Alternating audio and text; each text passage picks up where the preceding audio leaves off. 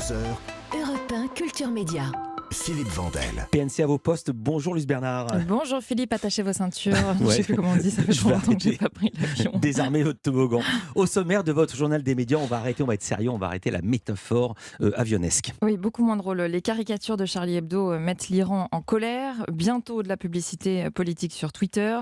Une nouvelle amende aussi pour Facebook et Instagram. Et puis une actu série. Et si la série Sherlock avait une saison 5 ? Mais d'abord, on va commencer par les audiences qu'ont regardé les Français hier soir. Ils ont regardé le lancement de la saison 2 de la série de France 2, Le Code, 2 670 000 téléspectateurs hier soir en moyenne, 13,8% de part d'audience. Alors c'est en légère baisse par rapport à la moyenne de la saison 1, c'est généralement ce qui se passe sur une saison 2. Deuxième, c'est The Resident sur TF1, là c'était le lancement de la saison 4, 2 340 000 téléspectateurs, 12,2% de part d'audience. Là ça perd beaucoup de téléspectateurs par rapport aux moyennes des saisons précédentes, mais on en est déjà à la 4e. Et puis troisième, et puis ça marche quand même pas trop mal sur la cible qui est importante pour TF1, les femmes responsables des achats de moins de 50 ans. Et puis troisième, c'est M6 avec Qui veut être mon associé, 1 900 000 téléspectateurs. Alors c'est au-dessus de la moyenne de la saison 2, 10,1% de part d'audience. Et c'est très puissant sur la cible, 23,5% sur les FRDA, ce qui permet à M6 d'être leader. Et encore une fois, pour les chaînes privées, c'est ça qui est important. À noter, tant pis. Oui, Si, allons-y. à noter que sur Arte et sur C8, les deux chaînes sont à 1 300 000 téléspectateurs grâce à un film et à la série Mangeville. Non mais c'est important de noter. Je trouve que aussi. ça me rappelle quand l'avion il fait mine d'atterrir, puis finalement le pilote il redécolle, puis finalement on se repose. Là on s'est posé, Bon, c'est bon. C'est un peu inquiétant ça. On passe Le au journal. journal des médias.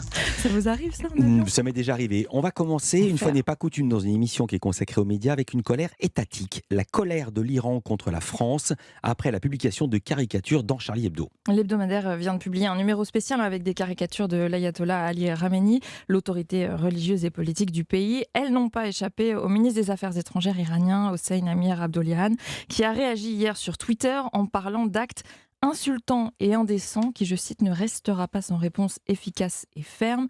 Nous ne permettrons pas au gouvernement français de dépasser les bornes. Il a définitivement opté pour la mauvaise voie. Fin de citation. Ces caricatures en fait viennent du monde entier suite à un concours lancé en décembre par Charlie Hebdo avec pour consigne de réaliser la caricature la plus drôle et méchante de Khamenei, guide suprême de la République islamique d'Iran. Le journal a reçu d'ailleurs plus de 300 dessins en 2 semaines et on a donc publié une trentaine dans le numéro qui est sorti hier. C'est une manière de soutenir en fait les manifestants en Iran qui pour certains le payent de leur vie. C'est ce qu'avait expliqué Rhys, le directeur de la rédaction sur le plateau de C'est à vous mardi soir.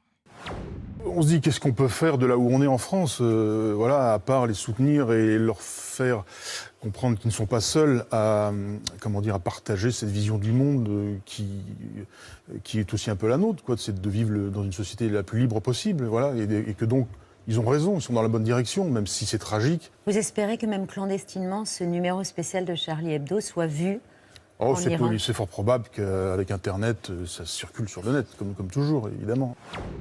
Et puis c'est aussi un numéro anniversaire, un triste anniversaire, celui de la tuerie du 7 janvier 2015 dans les locaux de Charlie Hebdo. Actualité du côté des réseaux sociaux avec un nouvel épisode du feuilleton Musk Twitter qui n'en finit pas. Le réseau social va à nouveau autoriser les publicités pour des causes et les publicités politiques. Oui, Twitter n'a pas précisé ce qu'il entendait par cause. Quant aux publicités politiques, ça signifie que des partis, des candidats ou des élus pourront donc payer pour faire la promotion de leurs idées ou de leur candidature à des élections. En 2019, le fondateur de Twitter de l'époque les avait pourtant interdites, ces publicités politiques. Ce revirement s'explique par le besoin de trouver des nouveaux annonceurs. Le réseau social en a perdu plusieurs ces dernières semaines depuis le rachat par Elon Musk et toutes les polémiques qui ont suivi, notamment sa politique d'assouplissement de la modération.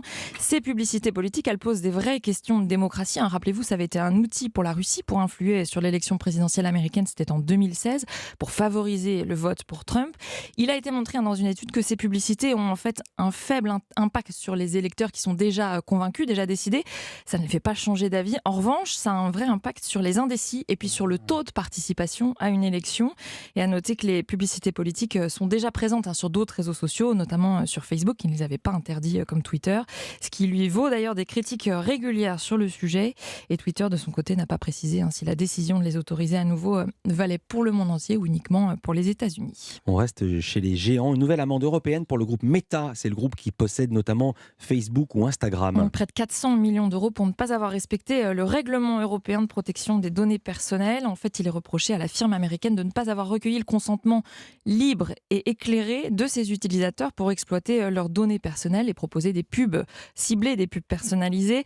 Concrètement, ça veut dire que Facebook et Instagram ne nous ont pas clairement affiché un message, une question pour nous demander d'accepter que nos données personnelles soient utilisées pour ces publicités, comme l'impose normalement le règlement européen.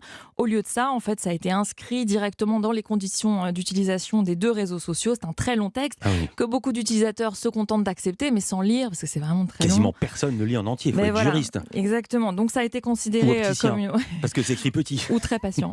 Ça a été considéré comme une violation de la réglementation européenne. Meta, de son côté, conteste cette décision et annonce faire appel. À terme, est-ce que Meta devra mettre en place un message justement de consentement sur les données personnelles, uniquement là-dessus? C'est un enjeu très grand pour la firme puisqu'elle gagne de l'argent grâce à la publicité et en particulier en pouvant proposer aux annonceurs de pouvoir cibler des profils d'utilisateurs justement grâce à l'utilisation de ces données personnelles. Si les utilisateurs refusent ce point en particulier, eh bien le manque à gagner pourrait s'avérer problématique pour Meta. En bref, maintenant, France 2 casse son antenne ce matin. Oui, changement de programme, pas de maison des maternelles ce matin, ni de jeu. Tout le monde a son mot à dire, car la chaîne propose une édition spéciale pour les obsèques du pape Benoît XVI. Elle a commencé depuis 9h et va durer toute la matinée, avec donc Julien Bugy à la présentation, entouré d'invités en plateau et d'envoyés spéciaux à Rome et Berlin.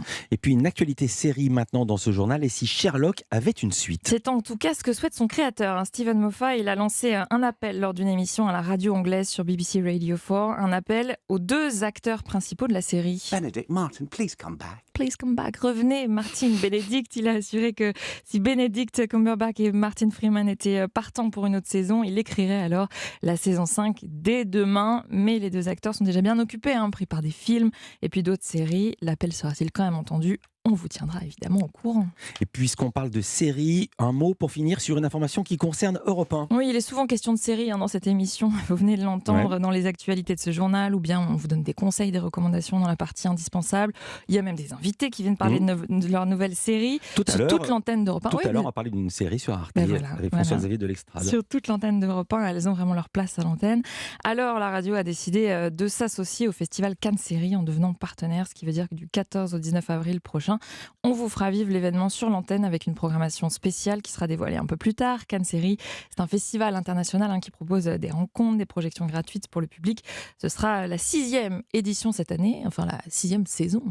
Formidable. Merci beaucoup Louise. À demain pour un nouveau journal des médias. À demain.